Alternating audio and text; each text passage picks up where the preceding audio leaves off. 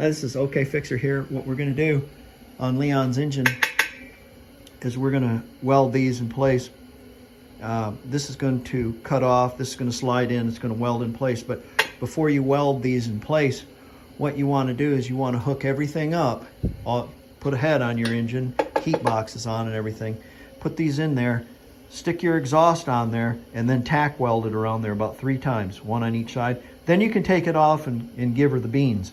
But if you don't do it this way and you put it together and this is off a little bit, your exhaust isn't going to fit.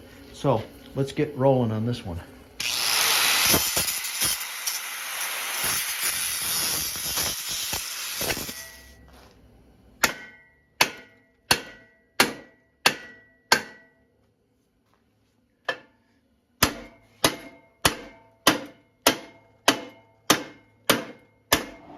Okay, I got the old Miller Thunderbolt cranked up because we're going to really put the beans to this.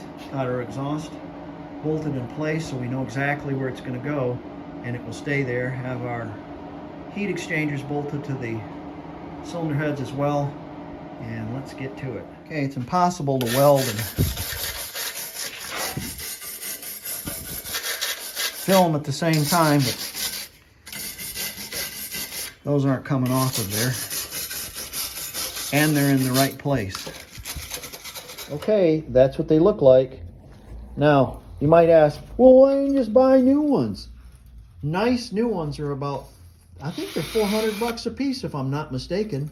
Now you can buy the cheap ones for like 200 or something, but it has to do with the amount of fins that's inside here. And the more fins, of course, when the heat blows through there and this heats up, you get more heat out of this. It's not as cheap. These are original German heat boxes, and I'd much rather have an original German heat box than a new Chinese one. Sorry. That did turn out pretty good. There you go. That's how it's done.